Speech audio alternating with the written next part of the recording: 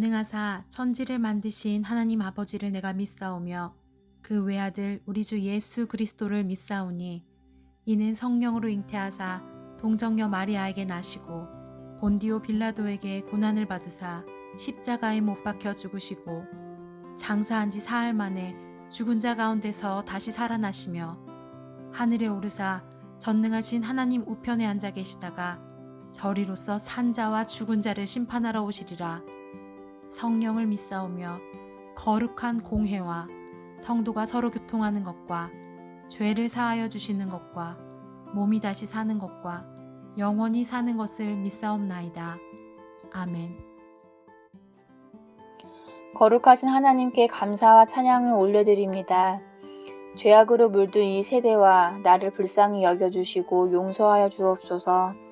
우리를 성령 충만케 하사 이 세대 가운데 하나님의 영광을 드러낼 수 있게 하옵소서.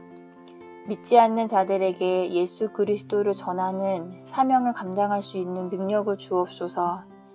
하나님께서 기뻐하시는 아름다운 교회 공동체를 이루어가게 하옵소서. 플라잉 워십을 통하여 미디어 세상 가운데 하나님 나라를 세워가게 하옵소서. 오늘 선포되어지는 하나님 말씀을 통해 그리스도인으로서의 정체성을 회복하게 하옵소서. 모든 것을 주님께 맡겨드리오며 예수 그리스도의 이름으로 기도드립니다. 아멘.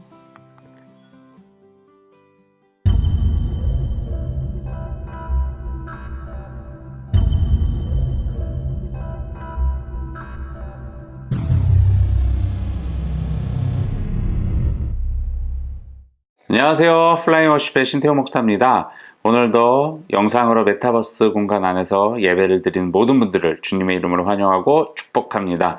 오늘도 본문 말씀 함께 봉독하시고 설교 이어가도록 하겠습니다. 오늘 우리에게 주신 하나님의 말씀은 로마서 4장 1절에서 12절까지의 말씀입니다. 그런즉 육신으로 우리 조상인 아브라함이 무엇을 얻었다 하리요? 만일 아브라함이 행위로서 의롭다 하심을 받았으면 자랑할 것이 있으려니와 하나님 앞에서는 없느니라. 성경이 무엇을 말하느냐? 아브라함이 하나님을 믿음에 그것이 그에게 의로 여겨진 바 되었느니라. 일하는 자에게는 그 삭시 은혜로 여겨지지 아니하고 보수로 여겨지거니와 이를 아니할지라도 경건하지 아니한 자를 의롭다 하시는 이를 믿는 자에게는 그의 믿음을 의로 여기시나니 일한 것이 없이 하나님께 의로 여기심을 받는 사람의 복에 대하여 다윗이 말한 바 불법이 사함을 받고 죄가 가리어짐을 받는 사람들은 복이 있고 주께서 그 죄를 인정하지 아니하실 사람은 복이 있도다 함과 같으니라. 그런즉 이 복이 할례자에게냐 혹은 무할례자에게도냐?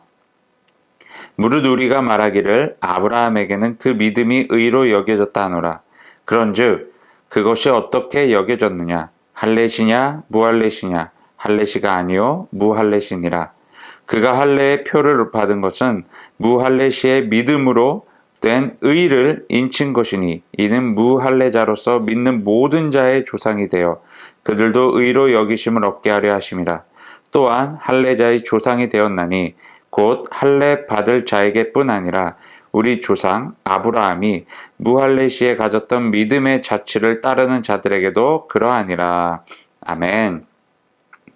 그리고 오늘 본문에서 바울은요, 로마 교회 안에 있는 그 유대인 성도들에게 또 이제 이어서 계속 이야기를 하게 되는데, 유대인들이 가장 존경하고 또 믿음의 조상이라고 확실하게 믿고 있는 그 아브라함에 대한 이야기를 사도 바울이 꺼내게 되는데, 아브라함에 대한 이제 질문을 던집니다. 어떻게 하냐면, 아브라함이 하나님을 위해서 어떠한 일을 해서 이루어낸 어떠한 성과로 인해서 하나님으로부터 그가 인정을 받았느냐?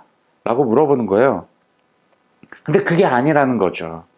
그의 믿음의 행위는 하나님께서 분명히 인정을 하셨을 건데 중요한 것은 성경에서 이야기하는 것, 그것이 무엇이냐면 성경에 이렇게 나와 있어요. 아브라함이 하나님을 믿음에 그것이 그에게 의로 여겨진 바 되었느니라. 아멘? 아브라함이 하나님으로부터 어떻게 의롭게 여김을 받았다고요? 그 아브라함이 하나님을 믿음으로 인하여서 의롭게 여겨진 바 되었다라는 거예요. 다시 말하면 아브라함은 자기의 힘과 어떤 능력, 지혜와 경험으로 하나님 앞에 바로 서려고 애를 썼던 것이 아니라 하나님께서 아브라함 자신을 바로 세워주실 수 있으리라는 것에 대한 믿음, 신뢰가 있었다라는 거예요. 그리고 그 믿음이 아브라함을 온전히 세워주셨다라는 거예요. 아브라함을 의롭게 여겨졌다라는 거예요. 세상의 법칙에 의하면 일을 하는 자에게는 그에 마땅한 보수가 주어집니다. 이거는 선물이 아니라 임금이라는 거예요. 그러니까 자기가 한 노동, 그 일에 대한 대가를 받는 거죠. 이게 세상의 법칙이에요. 그런데 만약에 나에게 주어진 일인데 그것을 내가 감당할 수 없는 그런 상황이라면 어떻게 그 일을 해나갈 수 있겠어요? 그때는요, 인정하는 게 중요해요. 내가 이 일을 할 수 없다라는 것을 인정할 수 있는 게 중요하다라는 거예요.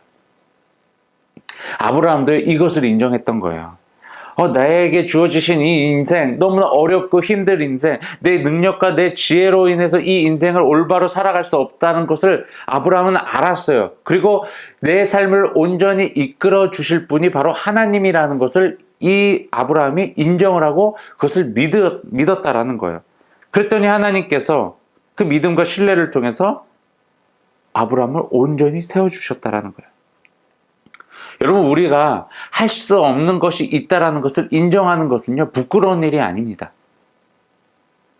여러분, 제가 예전에 카페를 운영을 하면서 이제 여러 아르바이트생들을 이제 뽑았어요. 그 아르바이트생들을 뽑아가지고 이제 카페를 이제 같이 운영할 수 있도록 이제 절 도와줄 수 있도록 이제 그 일들을 가르치고 또 이제 어떠한 이제 권한들도 부여하고 그들에게 이제 일을 시키게 됐는데, 근데 제가 이제 아르바이트생들을 이제 면접을 하면서 뽑게 되었는데, 그때 생각을만 해도 처음 이제 카페를 오픈했을 때 이제 아르바이트 공고를 딱 냈어요. 카페에서 이제 아르바이트 할 사람을 뽑는다. 이렇게 공고를 냈는데, 거의 100명 가까이가 지원을 했어요. 그래서 저는 이제 그 아이들의 이름과 뭐 나이와 뭐 성별과 또 경력과 뭐 이런 이제 세부적인 사항들을 이제 막 엑셀로 다 정리를 해가지고 그 중에 이제 몇 명을 추려가지고 면접을 받고 그 면접에서 이제 몇 명이 이제 뽑혔죠. 그때 이제 5명인가 뽑혔던 것 같아요. 그런데 제가 이제 아르바이트생들에게 항상 이제 뽑힌 아르바이트생들에게 얘기했던 것이 있었어요. 그게 뭐냐면 사소한 일이라도 나에게 알려줘야 된다. 내가 없을 때는. 내가 카페에서 함께 있지 않을 때 너희들에게 발생했던 그 사소한 어떤 문제나 어떤 어려운 상황들이 있으면 나한테 꼭 알려줘야 된다. 그리고 너희들이 직접 그 상황에서 결정하려고 하지 말아라 라고 이야기를 합니다. 왜냐하면 일단 아르바이트생들에게는 그 카페를 운영하고 어떤 일이 발생했을 때 그것에 대한 결정을 할 수 있는 권리가 아르바이트생들에게는 없어요. 사장에게 있는 거예요. 아르바이트생들은 그냥 사장을 도와주는 역할을 하는 거예요. 그러다 보니 그 자격을 그들이 가질 수가 없는 거예요. 결정권을. 이 카페를 어떻게 운영할 건지에 대한 결정권을 가질 수는 없는 거죠. 근데 저는 뭐 이런 것을 뭐 제가 뭐 독불장군처럼 뭐 독재자처럼 뭐 이 카페를 운영하겠다라고 해서 한 것이 아니라 이제 그 뒤에 이유가 하나가 더 있어요. 그게 뭐냐면 그 아이들에게, 그 학생들에게, 아르바이트 하는 학생들에게 부담을 주기가 싫었어요. 당연히 그들에게 결정권이 없는 것은 맞아요. 근데 그 결정권이 없다는 것이 그들이 아르바이트 할 때 얼마나 편한지를 그들에게 알려주었다라는 거예요. 그게 뭐냐면 어떤 문제가 발생했어요. 손님이 뭐 컴플레인을 걸거나 어떤 뭐 집기류가 뭐 파손이 됐거나 어떤 뭐 카페에서 흔히 일어날 수 있는 문제들이 그들에게 발생했는데 그 문제가 발생했을 때 그 문제를 그들이 힘으로, 그들의 능력으로, 그들의 지혜와 경험으로, 그들의 마음대로 해결하려고 한다면 더 큰 문제가 일어날 수도 있었어요. 그리고 만약에 카페의 존폐 위기를 결정할 수 있을 만한 그런 문제가 발생했을 때 이 아르바이트생들은 그것을 결정할 수가 없잖아요. 만약에 그것이 자신의 결정이 잘못된 결정이었을 때 받게 되는 그 리스크는 그들에게 있어서 엄청나게 컸을 거예요. 하지만 이제 이 카페를 운영하고 있는 그 사장의 입장에서는 이 카페를 운영한다라는 것은 카페의 어떤 사소한 모든 문제들까지도 결정할 수 있는 그 결정권이 있고 그만큼의 어떤 부담감을 갖고 있는 사람이 바로 사장이에요. 그렇기 때문에 이 사장이 올바른 결정을 하는 것이 중요한데, 근데 더 중요한 것은 이 카페는 이 사장의 소유물이죠. 그렇다면 이 자신이 가지고 있는 그 소유물, 이 카페를 카페 사장인 마음대로 운영을 하게 되는 거죠. 그렇다면 이렇게 운영이 되어지는 그 카페 안에서 아르바이트생들이 해야 될 일은 무엇이냐? 자신의 역할에만 충실히 임하면 되고 카페 사장의 말에 이제 잘 따라서 일을 열심히 하면 돼요. 그리고 어떤 문제나 뭐 여러 가지 일들이 발생했을 때는 바로바로 사장한테 이야기를 하면 되는 거죠. 그러면요, 이 아르바이트생들은요, 그냥 편하게 일만 하면 돼요. 자신에게 주어진 일들만. 분명히 뭐 실수도 할 수도 있어요. 그리고 뭐, 어떻게 보면 큰 잘못을 했을 수도 있어요. 하지만 그 부분에 대해서는 이제 사장을 통해서, 이제 뭐, 벌을 받을 수도 있는 거고, 뭐, 꾸중을 받을 수도 있는 거고, 아니면 뭐, 용서를 받을 수도 있는 거고. 그러니까 자기가 한 일에 대해서는 이제 결국엔 책임을 지게 되는다는 거예요. 그렇기 때문에 이 아브라함도요, 참 어떻게 보면 지혜로웠던 거예요. 자기 인생길, 자기가 어떻게 결정할 수 있겠어요? 자기 내일 일까지도 아브라함이 어떻게 될지 스스로가 알 수 있었을까요? 전혀 몰랐어요. 아브라함이 이 사실을 알았던 거예요. 나는 이 인생에 대해서 아무것도 모른다. 그리고 이 인생의 주관자, 나의 인생의 주관자는 하나님이시다. 그렇기 때문에 이 내 사소한 일들까지도, 그리고 내 인생의 어떻게 보면 전반적인 부분을요, 하나님께 맡기는 것이 가장 현명한 선택이겠구나라는 것을 아브라함은 인식했던 거죠. 그리고 확실하신 분, 그리고 완전하신 분, 그 하나님께 자신의 인생을 믿음으로 맡겼어요. 그때 어떠한 일들이 일어났어요. 그 아브라함의 믿음에 따라 하나님께서는 이 아브라함을요, 온전한 길로 인도하셨어요. 그리고 온 인류의 믿음의 조상으로 이 아브라함을 세워주셨다는 거예요. 여러분, 우리도요, 우리의 인생을요, 우리 스스로 결정하려고 하지 마시기 바랍니다. 때론 뭐 내가 뭐라도 된 것처럼 내 스스로가 내 인생을 결정하려고, 선택하려고 할 때가 참 많이 있어요. 하지만 하나님 앞에서 우리가 취해야 될 행동은요, 내가 자격이 없음을, 내가 내 인생을 결정할 권리가 없음을 인정하는 거예요. 근데 이러한 과정을 통해서 하나님께서 우리에게 깨닫게 하시고자 하신 것이 무엇이냐면, 나는 아무것도 할 수 없는 존재라는 것. 그것을 인식하게끔 만들어주신다는 거예요. 바로 내 정체성을 알게 해주신다는 것입니다. 근데 이것을요, 여러분 잘못 해석하시면 안 돼요. 내가 정말 쓸모없는 존재구나라는 것을 하나님께서 우리에게 심어주려고 하신 것이 아니에요. 우리의 인생의 주관자, 그리고 우리 인생의 결정권자가 바로 하나님이시라는 것을 인정하게끔 만들어주신다는 거예요. 이런 믿음의 결단, 이런 믿음의 고백이 우리 안에서 생겨나게끔 만들어주시겠다는 거예요. 여러분, 하나님 앞에서 온전하게 삶을 살아갈 수 있는 것은요, 우리 인간들의 힘과 지혜와 능력으로, 경험으로는 절대로 불가능한 일입니다. 전적으로 하나님의 은혜가 필요한 부분입니다. 사도 바울도 이러한 부분들을 계속 이야기를 하는 거예요. 하나님의 은혜가 필요합니다. 유대인 당신들의 어떤 노력과 지식과 경험, 이 스펙들, 그 아무것도 소용이 없습니다. 하나님의 은혜로만 당신들의 삶이 온전해질 수가 있습니다라고 계속 이야기를 하는 거예요. 그리고 이어서 이제 다윗에 대한 이야기도 하게 되는데, 이제 이런 이야기를 합니다. 범죄가 지워지고 지은 죄가 말끔하게 씻겨진 그 사람은 복이 있다는 거예요. 하나님께서 복을 주신다는 거예요. 근데 주님께서 그 죄를 청산받은 사람은 복이 있다라는 말을 이제 계속 이야기를 하는 거예요. 근데 이 말씀이 시편 32편 말씀을 이제 인용했던 거거든요. 그러면서 하는 이야기가 이제 할례에 대한 이야기를 하는 거예요. 자, 죄를 씻김 받은 사람, 죄에 대해서 완벽하게 이제 그 값을 청산받은 사람은 하나님으로부터 복을 받을 자격이 이제 주어졌다라는 것인데, 그 이어서 이야기하는 그 할례, 이 할례라는 것은 이제 유대인들이 행해왔던 그 종교적인 행위였죠. 근데 이런 할례를 행하는 사람에게만 복이 주어지는 것이 아니다라는 것을 이야기를 해요. 무할례자에게도, 종교적인 어떠한 행위를 하지 않는 자에게도, 종교적 훈련을 받지 않은 자에게도 하나님으로부터 복은 동일하게 주어진다는 얘기를 이어서 하게 돼요. 즉, 뭐 정리를 해보자면 그거예요. 죄로부터 분리된 사람, 죄의 값을 청산받은 사람은 복을 받는데요. 근데 이 복을 받는다는 것은 할례자냐 무할례자냐라는 조건이 필요 없다라는 거예요. 할례자여도 무할례자여도 죄로부터 분리된 사람이라면, 죄의 값을 청산한 사람이라면 하나님의 복이 임하게 된다라는 거예요. 근데 이 죄의 값을 해결해 주시는 분 누구예요? 바로 하나님이라는 거예요.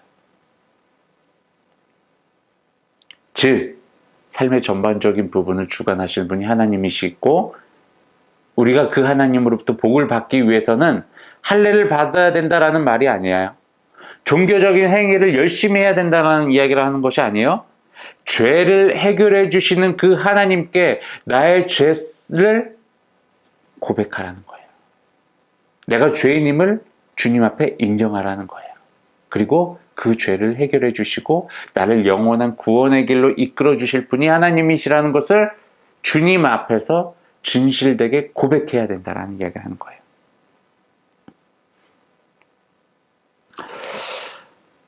그리고 바울이요, 매우 정말 지혜롭게 이 로마서 말씀을 이제 기록을 해놓은 부분 중에 하나인 것 같은데, 할례에 대한 이야기를 합니다. 아브라함이 할례를 받았어요. 근데 아브라함이 할례를 받았을 때는 어떠한 순간이었냐면, 하나님으로부터 이미 의롭다 여김을 받고 난 후에 받았다라는 거예요. 즉, 아브라함이 할례를 받은 것은요, 하나님께서 아브라함을 하나님 앞에 온전히 올바르게 세우시려고 오래전부터 아브라함을 위해 일해 오신 것에 대한 증거라는 거예요. 그냥 확증의 의미라는 거예요.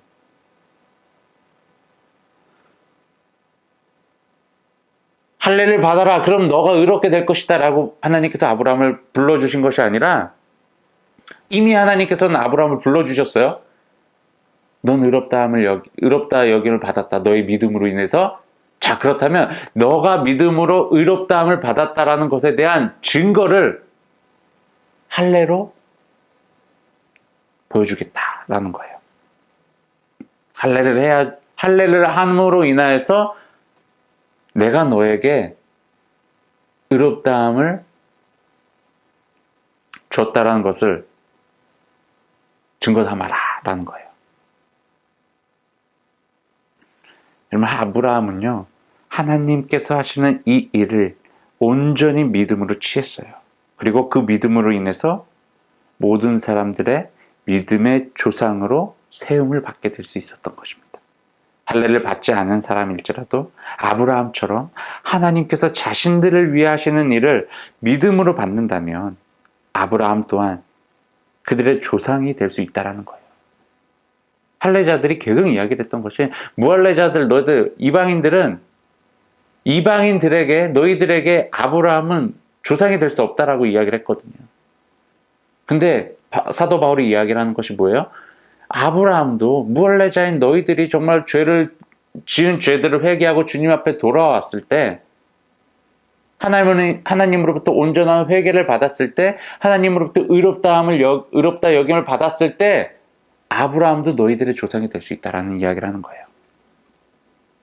종교적인 행위들은요, 하나님으로부터 의롭다 여김을 받은 믿음을 가진 자들의 어떤 결과의 모습일 뿐이라는 거예요. 우리가 예배를 드리고 기도를 하고 말씀을 보고 성결을 하고 봉사를 하고 이런 여러 가지 모든 종교적인 행위들은요, 그 행위 자체가 목적이 되어서는 절대로 안 된다는 거예요. 그것은 믿음을 가진 자들이 자연스럽게 행해지는 믿음의 삶의 결과의 모습일 뿐이라는 거예요. 그렇기 때문에 우리는요, 이렇게 생각해서는 절대 안 돼요. 내가 예배를 많이 드리기 때문에, 예배를 열심히 드리기 때문에, 기도를 열심히 했기 때문에, 내가 헌금을 많이 했고, 내가 봉사를 많이 했고, 선교를 많이 했기 때문에 하나님으로부터 내가 인정을 많이 받고 하나님으로부터 복을 받을 것이다라는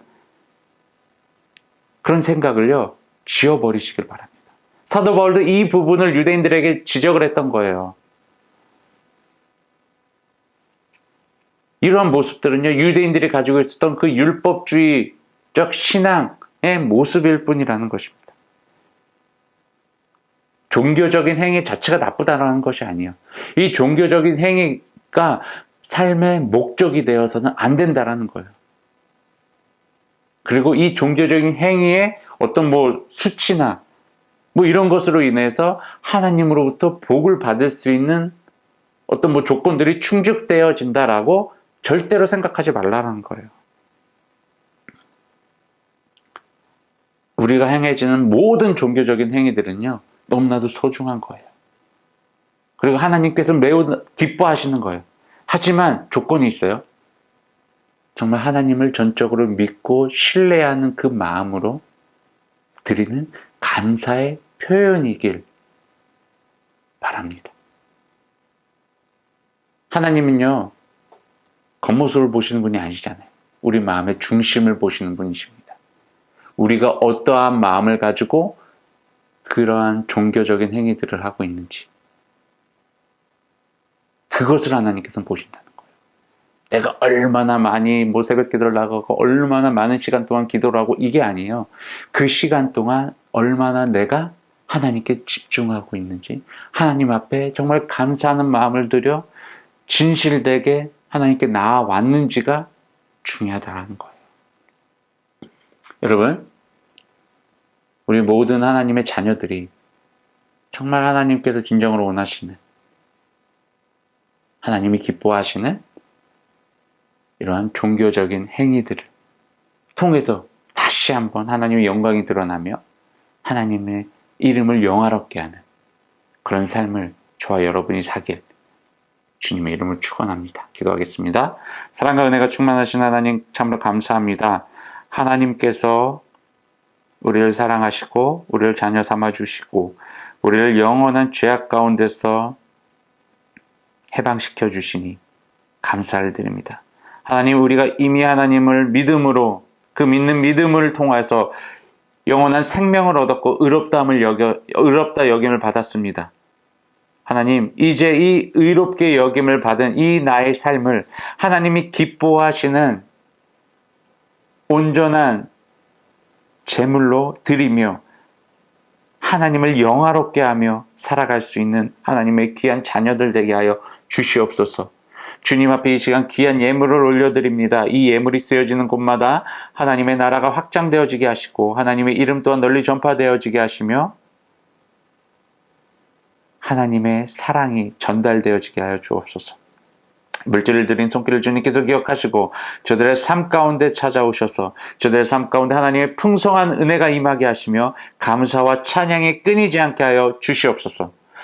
이제는 우리 주 예수 그리스도의 십자가의 은혜와 하나님의 거룩하신 사랑하심과 성령님의 보호, 인도, 동행하심이 이 자리에 모여 하나님의 말씀을 듣고 하나님이 주시는 그 마음으로 하나님을 기쁘시게 하는 예배를 드리겠다고, 하나님의 일을 하겠다고 결단한 모든 하나님의 자녀들 위해 지금으로부터 영원까지 함께하기를 간절히 축원하나이다. 아멘.